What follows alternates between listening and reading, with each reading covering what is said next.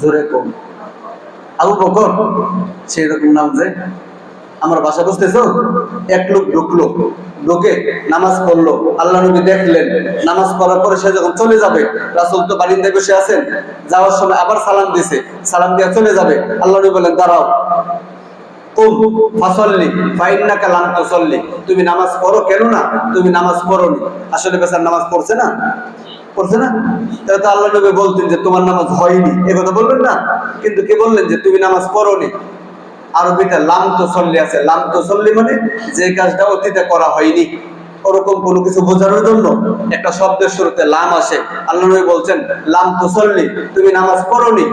এ বেচারা আবার গেল রাসূলের সামনে, কিন্তু আবার গেল, নামাজ পড়লো, আবার আসলো, আল্লাহ নবী একই কথা বললেন, আবার গেল, নামাজ পড়লো, আবার আসলো, আল্লাহ নবী একই কথা বললেন। তার মানে যেই নামাজ খুব দ্রুত করা হয়, যেই নামাজ খুব তাড়াহুড়ো